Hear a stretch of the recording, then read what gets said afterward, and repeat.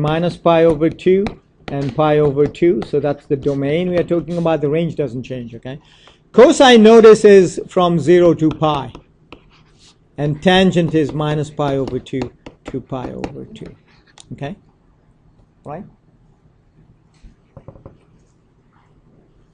All right? So make sure you understand what this means. Now let me just go back and kind of review what an inverse really means, or what the original function means. Okay, notice that you have a sine of n, always of n. Sine is always of n. What quantity? What quantity? Of n. What's that thing called? Okay, it's always of an angle. Sine or cosine or tangent is always of an angle. When you do that, you get stuff. Okay? Inverse function, you do the inverse on stuff, and you get an, that angle had better satisfy this.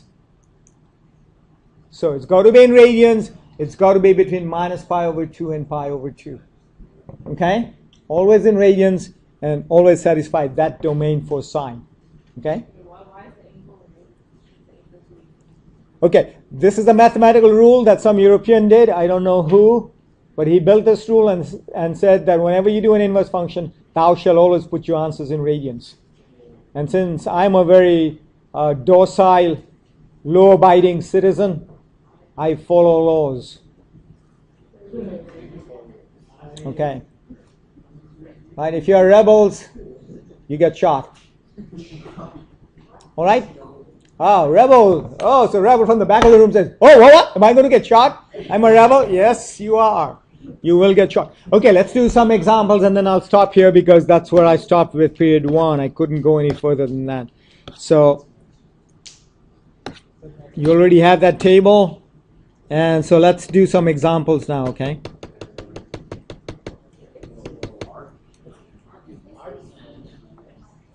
It is the inverse. Arc sine is exact. The book calls it arc sine. Okay, your calculator doesn't call it arc sine. If you look at your calculator, it'll give you sine to the minus 1. Okay, so sine to the minus 1 is the same thing as arc sine. It's the inverse function.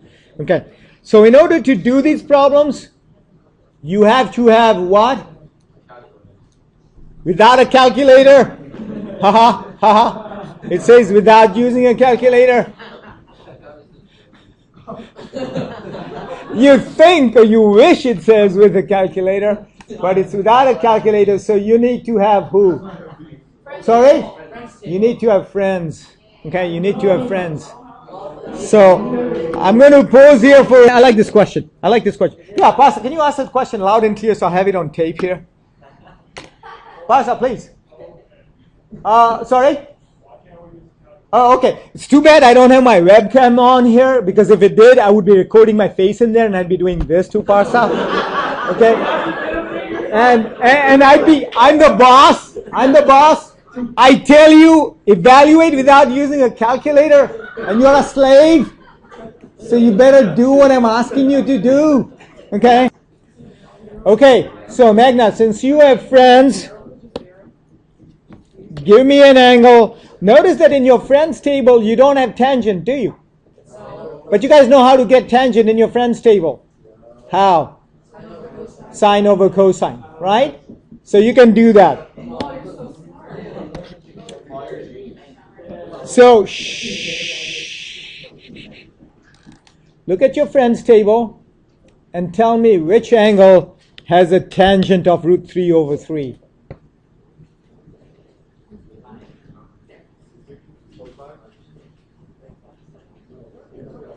Okay, if you give me a random friend's name, okay, that's not going to count, okay?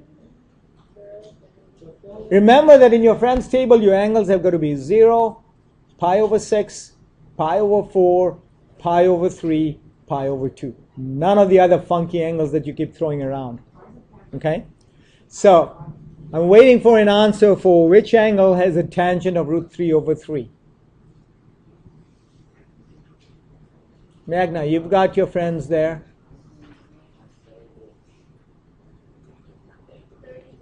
30 degrees, but again, I want it in radians. Remember what I told you.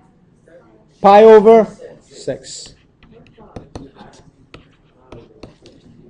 Which angle has a tangent of 1 in your friend's table? Yes. Again, give me radians, please.